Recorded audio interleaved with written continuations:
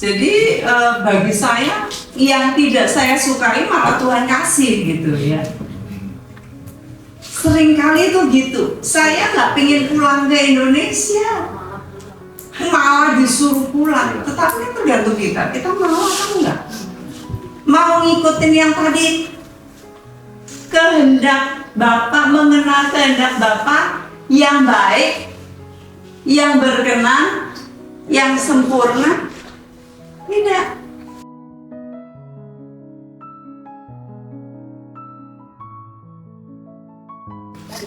Iya. Jadi perlombaan kita apa? Saudara perhitungkan waktu saudara tinggal berapa kalau dikurangin dengan jatai. Aku senang naik di bantu air kayak gini. Makanya saya belakang-belakang. Jadi siapa yang mau di ini kan di mapping nanti tolong. Oke. Ibu kira-kira masih berapa lama lagi kira-kira mau hidup?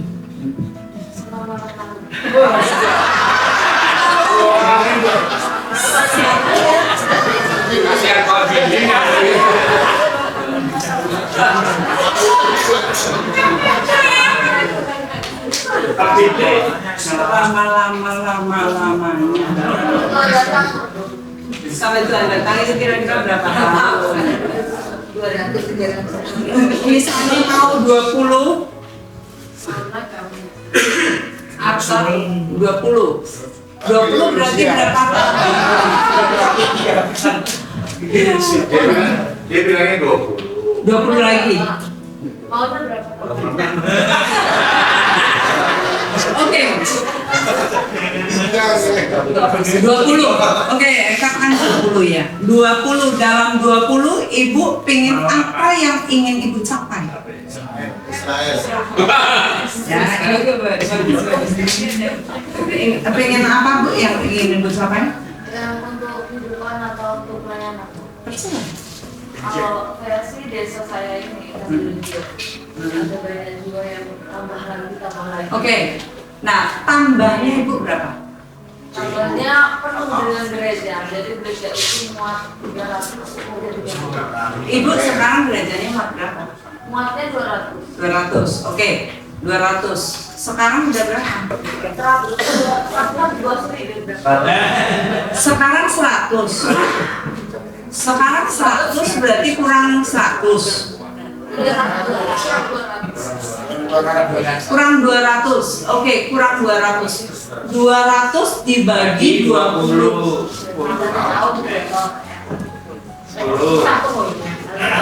10 setahun 10 berarti 1 bulan. Satu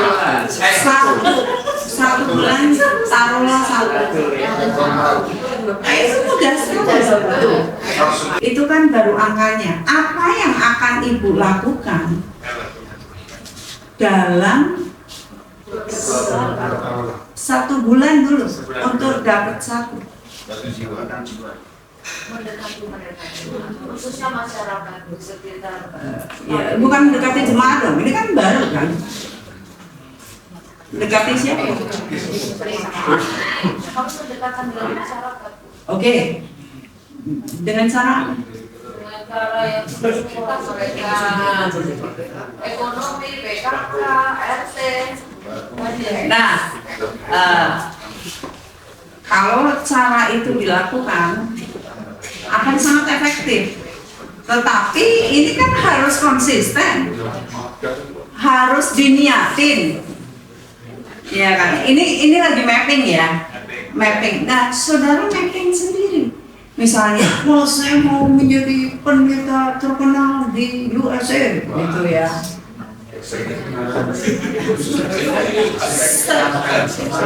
Seterkenal siapa? Seterkenal siapa maunya? Ya? Seterkenal Boris Warulo. Wah, itu udah internasional. Nah, caranya Belajar dari hidupnya Maurice Cerullo dong. Baca bukunya, semua bukunya Maurice Cerullo, dengerin semua khotbahnya Maurice Cerullo.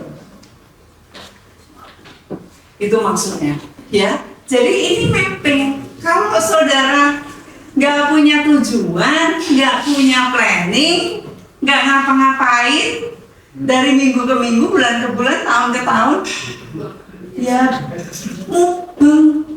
mubeng terus kayak gitu, nggak ada hasilnya.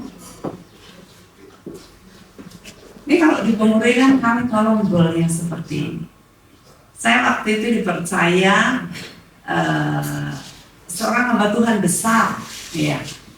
Dia adalah rektor masuk di pemuridan kami. Dan dia bilang, saya ini gurunya Gilbert Lumoindon. Saya gurunya Erastus Sabino. Terus nggak tahu nama-nama lain, saya nggak kenal, yang kenal gue ini. Betul Bapak apa? Saya tanya. Aku pengen jadi ini Mek. Gitu. Oke. Apa yang Bapak sudah lakukan, akan lakukan?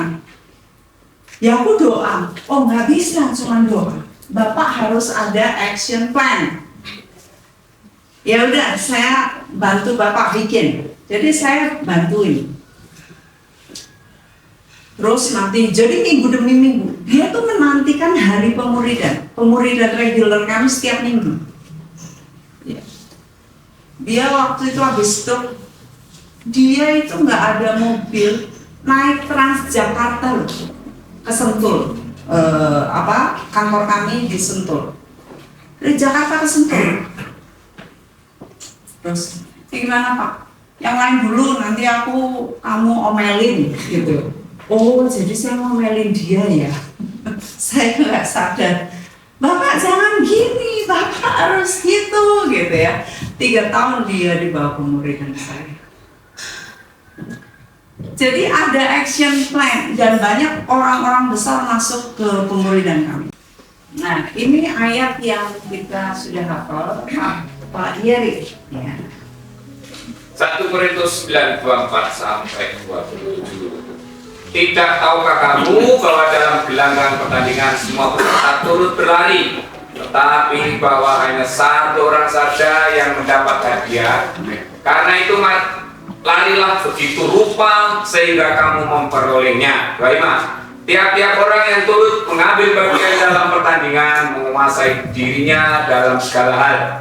Mereka berbuat demikian untuk memperoleh suatu mahkota yang fana, tetapi kita untuk memperoleh suatu mahkota yang abadi. 26. Sebab itu aku tidak berlari tanpa tujuan, dan aku bukan petinju yang sembarangan saja memukul. 27. Tetapi aku melatih tubuhku dan menguasainya seluruhnya, supaya sesudah memberitakan Injil kepada orang lain, jangan aku sendiri ditolak. Amin. Amin. Nah, di sini dikatakan bahwa dia tahu bagaimana dia bertanding, Paulus, ya, dan dia berlari dengan tujuan, berlari. Saudara kira-kira lari nggak sih hari-hari?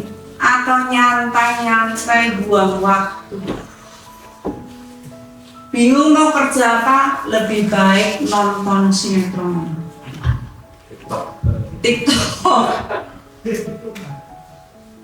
buka WA, semuanya scroll, semuanya. Lalu saudara pingin lihat lagi, bawahnya ada lagi, pinggirnya ada lagi.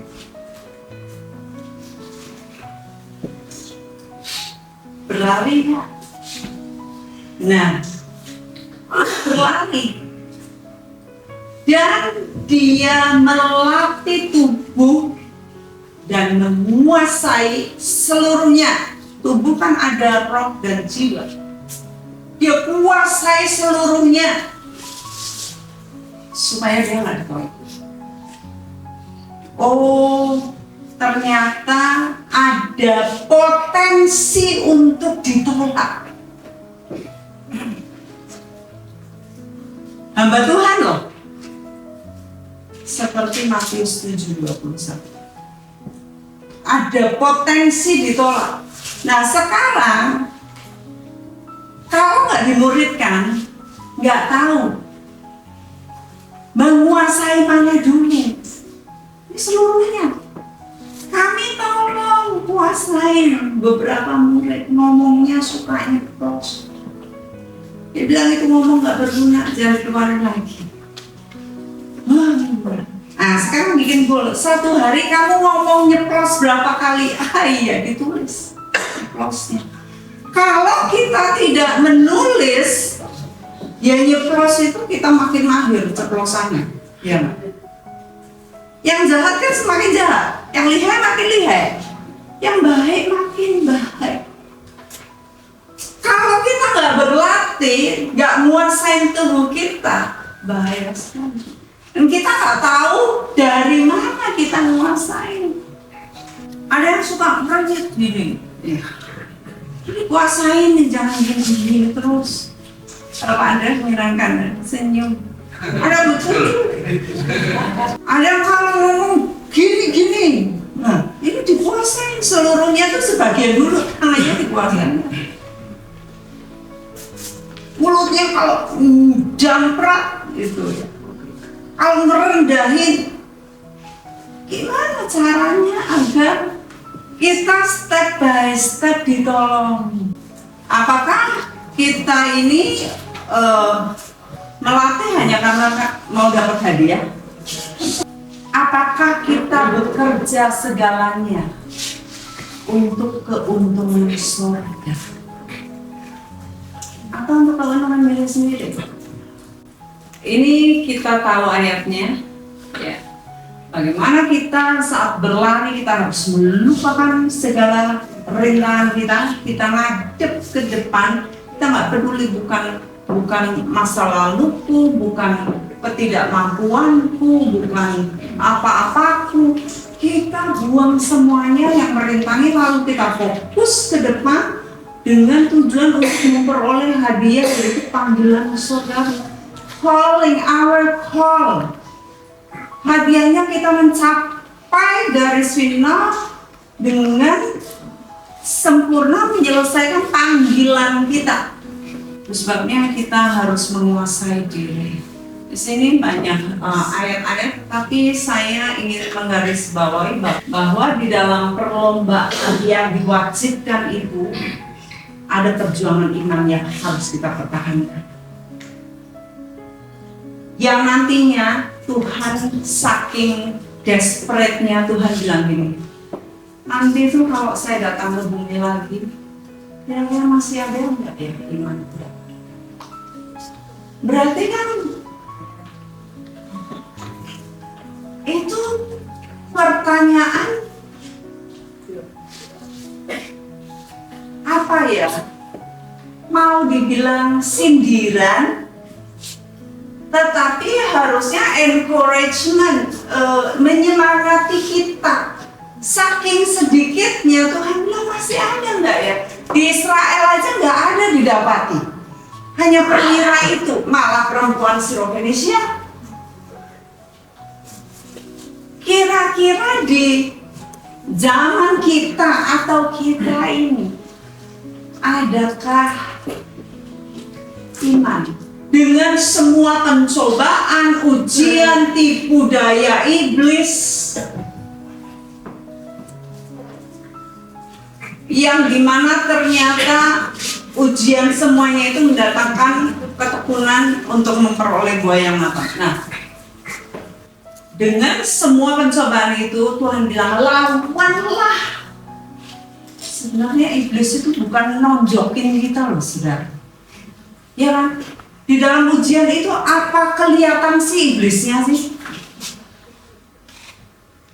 Yang kita lawan itu siapa sebenarnya? Ya? Diri sendiri kan? Keinginan kita kan, tangan kita kan, mata kita, kaki kita. Sebenarnya kita. Nah di sini lawanlah dia dengan iman yang teguh. Nah, saya ingin ini dia di dalam perlombaan iman ada perjuangan iman untuk mencapai kedewasaan iman. Ya, kata terakhir saya apa? Percobaan iman.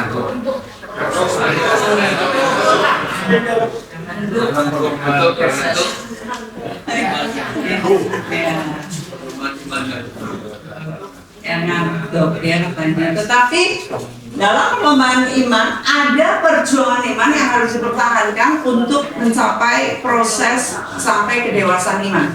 Ini penting sekali. 3 kata itu. Ini saya bikin bagan seperti ini masih banyak sekali, itu masih kosong-kosong. Saya ingin ternyata hari ini pun belum selesai, masih sesuatu. Nah, tadi mengenai spiritual level itu yang saya berkata ada kira-kira 5 ya, spiritual level itu 5. Dia dipanggil Tuhan, kemudian melayani, dan kemudian ternyata dia melayani yang pelayanan yang salah, yang Tuhan tidak panggil dia. Sampai akhirnya setelah Tuhan kasih jubah itu, maka dia mulai mengajar. Dia bilang, aduh kalau mengajar hari tengah minggu mana ada yang datang ya. Kalau minggu mah banyak karena saya kan gembala katanya. Pasti waktu dia ngajar, pengajarannya itu dirapi luar biasa. Dia punya jubah pengajaran dan akhirnya yang datang lebih banyak dari hari Minggu. Dia setia, maka level dinaikkan lagi. Tuhan kasih karunia kesembuhan. Waktu dia setia, mulai Tuhan berkata begini, nanti antara kalau kamu murahin seseorang dan kalau ada seperti elektrik itu ke sana, berarti orang itu ada rohnya, kamu harus terima, gitu. Jadi dia setia dong. Saya kasih lagi terakhir, kata Tuhan, itu level kelima. Lalu saya mulai pikirkan kehidupan Yusuf yang misalnya. Yusuf dia dijual. Itu level keberapa? Ya hitunglah level kedua atau pertama. Persiapan kan? Level persiapan dia.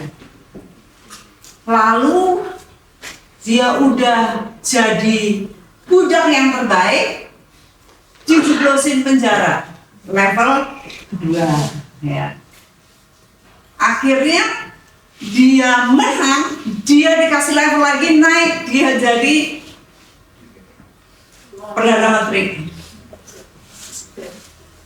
Di sana dia setia lagi, dia keliling negeri, dia benar-benar apa yang dia sampaikan itu terjadi, dia ngumpulin, dia kasih kehidupan dunia. Nah, level terakhir, saudara-saudaranya datang. Ujian terakhir, dia rumah sakit hati. Nah, kira-kira begitu mappingnya ya. Lalu mapping misalnya Daniel. Ya. Dia sampai ada di 4 generasi raja. Ya. Tetapi dia setia, level demi level. Pertama levelnya dia diminta kompromi untuk makan makanan santapan raja, ya. Tapi dia bilang no, saya nggak mau. Itu level pertama. Jadi kita lulus nggak di level awal. Kalau kita level awal nggak lulus, maka lain-lainnya jebol, pasti jebol. Lalu dia ternyata wow. Lalu saya mikir, itu kan kira-kira 350 teman-temannya kan, dengan teman-teman kan anak-anak bangsawan. Lainnya di mana? Anak-anak bangsawan itu ada di mana? Kok yang nonjol cuma 4 ini? Berarti mereka semua kompromi. Saudara, sebagai hamba Tuhan, saudara nonjol. Saudara nggak kompromi, saudara punya integritas. Saudara ada moral excellence gak? Waktu orang lihat, wow, ini dia bisa saya perhitungkan. Saya mau cerita. Saya berusulan di salah satu hamba Tuhan. Hamba Tuhan ini udah cukup umur. Lalu dia bilang gini, saya bilang, Pak,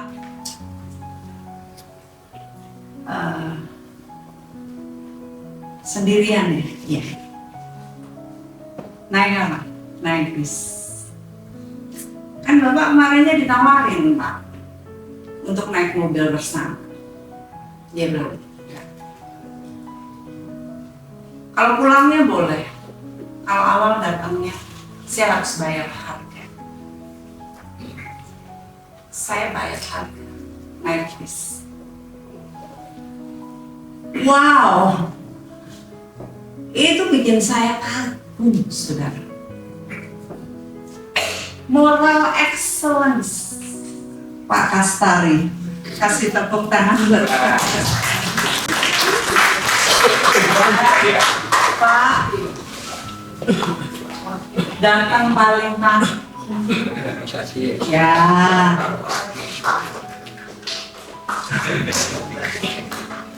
Ada orang-orang yang sedikit saja menunjukkan integritasnya, moral yang berbeda. Wow. Ada perlombaan iman, ada pendewasaan iman.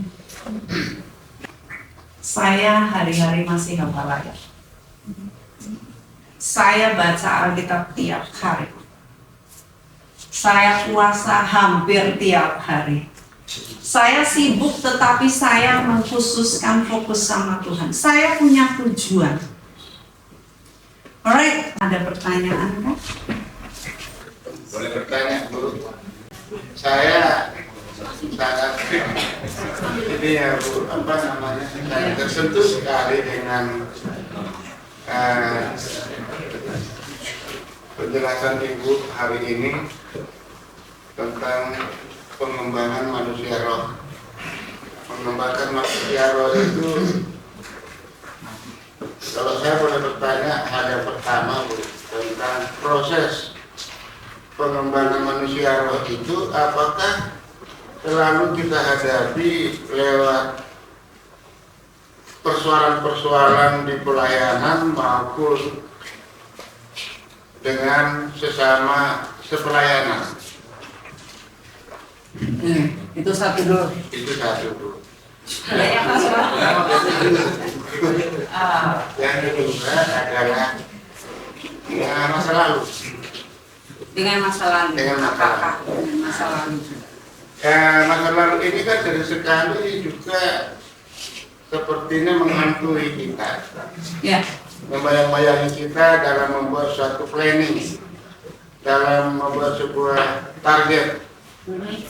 Nah, akhirnya kan secara psikologis pun kayaknya kita jadi agak nggak begitu yakin gitu. Bagaimana harus kita menghadapinya?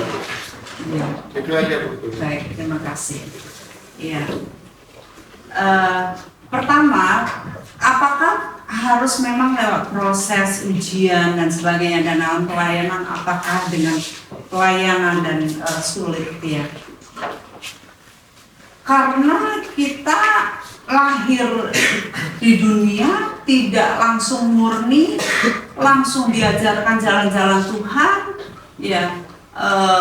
Bangun tidur atau selama tidur nggak didengungkan ayat-ayat firman Tuhan. Ada kan sekarang kan audio Bible yang bisa 24 jam kita dengungin gitu ya. Kita tidak lahir dengan itu. Kita dikandung dalam dosa, kata Daud ya. Atau kita nggak ngerti semasa dikandung ibu kita apakah menginginkan bayi laki yang ternyata sudah dikandung perempuan, itu pun sudah membuat gejolak di dalam roh jabang bayi gitu. Yang akhirnya kenapa banyak LGBT dan sebagainya, karena ya itu kesalahan keinginan atau pergaulan dan roh-roh. Nah, dengan adanya kita tidak masuk dalam lingkup ilahi, lalu kita dijejalin macam-macam, di sekolah kita dapat macam-macam, teman kita dapat yang macam-macam kita dapat macam-macam, dan sekolah lanjutan lagi kita dapat semua deposito duniawi yang membuat kita yang seharusnya ada nanti akan sampai di pelajarannya yang namanya deposito ilahi. Kita